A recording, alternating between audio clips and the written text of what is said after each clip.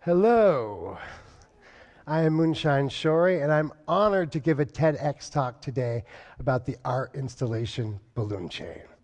Before we start, I'd like to answer the top 5 questions we get asked all the time when we're building the line. The first question, well, how long is it? Well, the balloons are spaced 2 arm lengths apart, which is roughly around 12 feet.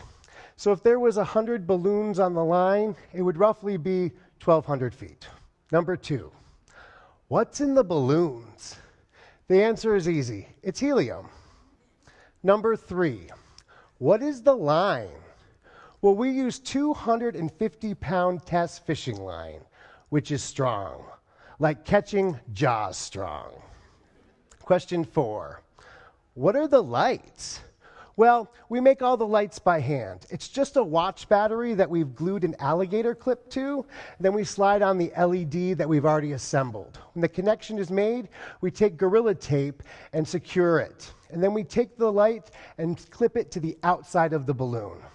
And finally, question number 5. Is this your job? Well, yes. But did I think I would be traveling the world as a balloon artist? No. And around 2006, I was working at the Bowery Poetry Club, and Robert Bose, the curator of Balloon Chain, in usual fashion was showing some weird or obscure video to the staff and to the regulars. He was talking about this magical festival that he had just attended. I would soon learn that was Burning Man. While there, he had come up with the concept of balloon chain when always getting lost from his girlfriend. So he took a small chain of balloons and attached them to the bikes so they could see each other from a distance. One day, he saw the shadow that was cast from the small chain, and it stretched the whole desert ground. And he wondered, could he recreate this, but in the sky? So he asked me if I was interested in going to Burning Man the next year to make this idea a reality. Well, one, not to turn down the opportunity to travel and also party, I wholeheartedly signed up. And during that week at Burning Man, with the high temperatures, the dust storms, bloody toenails, and paralysis, I soon learned art can be hard. The first night of balloon chain was upon us, the hiss of the helium going into the balloon, and we were ready. We grabbed the first balloon and attached it, and the second, and the third, and I freeze. My anxiety hits a 10. I start to shake. What a time to learn I suffer from a crippling case of acrophobia. Definition, the extreme and irrational fear of heights, especially when you're not high off the ground. Not to let fear guide me, I grabbed a balloon and went towards the line. Once again, I shook. I was paralyzed. My balloon career was over before it even began. So started my career as the best light maker the balloon chain had ever seen. And seeing the balloon chain had never had a light maker, I could attribute this title to myself. Adaptation. When I found that I couldn't do the job that I had been brought halfway across the country to do, I found another place in the installation where I could work. So I took a table and about 15 feet away from the line, facing away, and I vigorously made lights for the next 2 years. During those 2 years, I learned your body will only physically stay scared for so long. So if I wanted to trade in my light maker hat for one to actually work on the balloon chain, I would need to face my fears.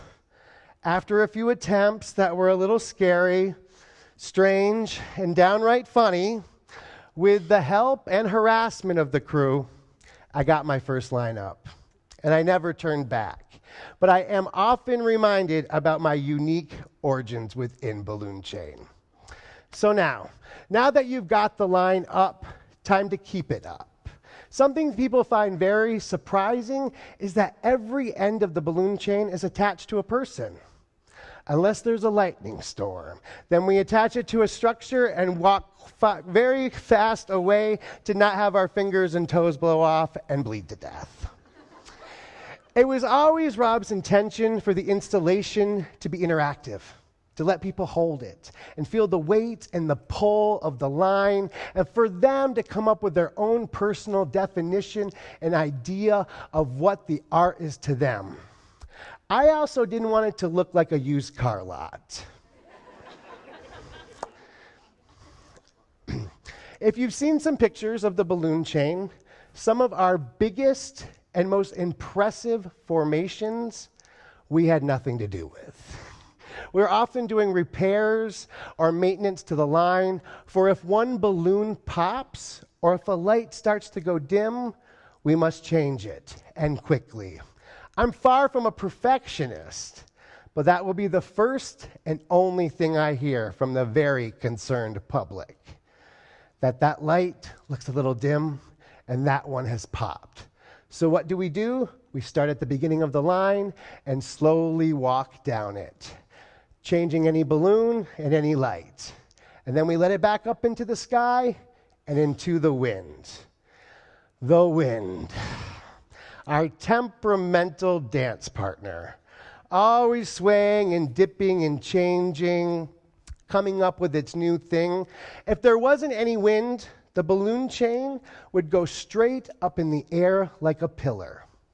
But modern science lets us know that only happens on Sundays when Snoop Dogg is headlining. More often, we are in a delicate dance where the wind is always dancing lead. I have waltzed over the giant Douglas firs of British Columbia. I have cha-cha'd between power lines. I've even fox-trotted with Ferris wheels. I once even had a 3-hour cheek-to-cheek slow dance with a 17th century Portuguese church steeple. And in those 3 hours, I walked a 10-foot triangle over and over and over again. See, the balloons don't want to get caught. They're their own community. You can't just grab one end and run with it without it affecting every balloon on the line. So I've learned to be patient when dancing with the wind. See, why fight it if you can just let it float?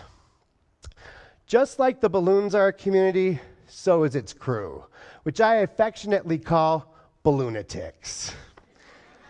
Many have come and gone, some maybe even just floated away, realizing pretty quickly that simple doesn't always mean easy.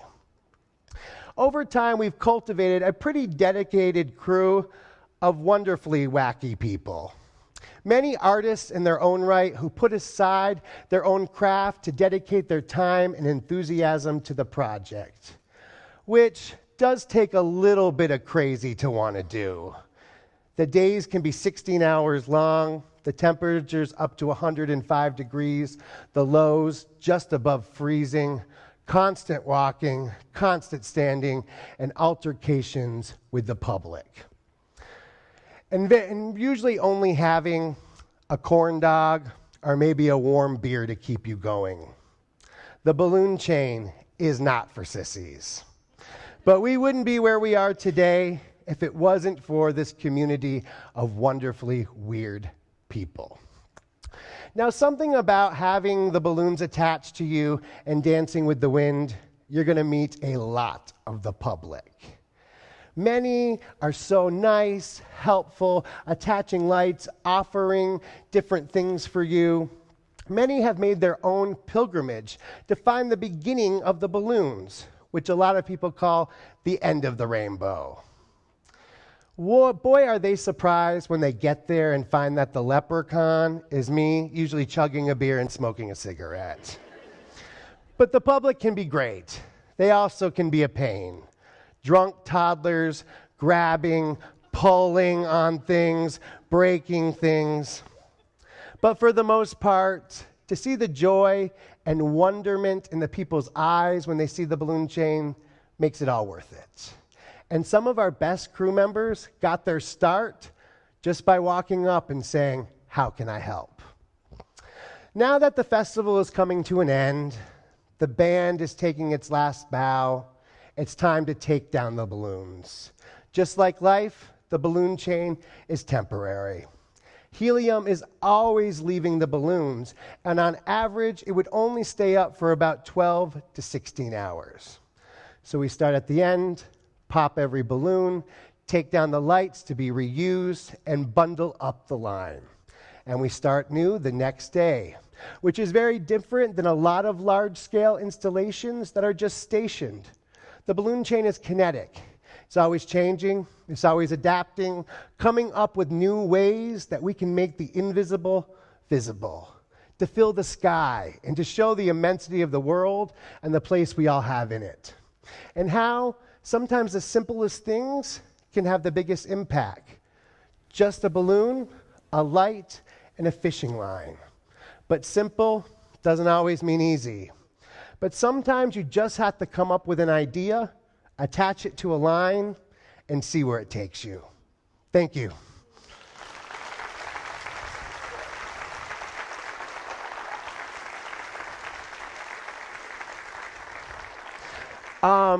They're going to be passing out balloons for everyone. Please pass them out. If you didn't already see it, please come outside and check out the balloons, the balloon chain. Robert, the head artist, is here, and Evelyn, one of the top crew members who helped me so much with this speech. I'd like to thank the volunteers that help us get the line up. So please come out if you have any questions, talk to us. We're happy to answer them, and we're very happy to be here. So grab a balloon. Has everyone got one?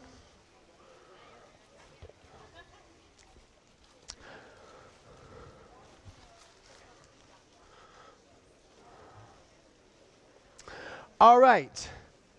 Every balloon on the line, it's like I said, its own community, just like you are. You have to fill it. We're going to fill the balloons with our joy, our ideas, and then bounce them off each other. So let's start. And they can get big. These are heavy-duty balloons.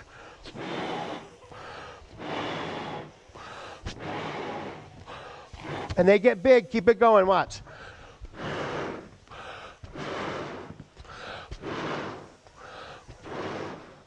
Now think of an idea that you've wanted to make real.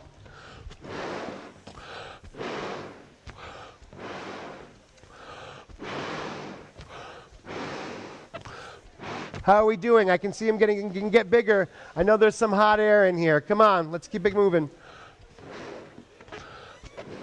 I see some good ones. That's a great one over there. Now remember to tie it. Really easy, just over and under. How's everybody doing? Awesome, you look great. Then we pull the knot down. It looks great. How's everybody doing? You ready? Gonna wait?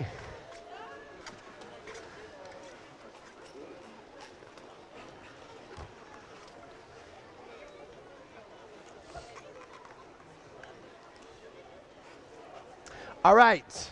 Now that the count of 3, pretend this is your own idea, the next thing. What is the next thing that you're gonna create? Are you gonna join? Are you gonna become the next Balloonatic? All right, we're going to send them up into the air and bounce our ideas off each other, because that's how a lot of things get their start. So ready? Count of 3. 1, 2, 3. Awesome.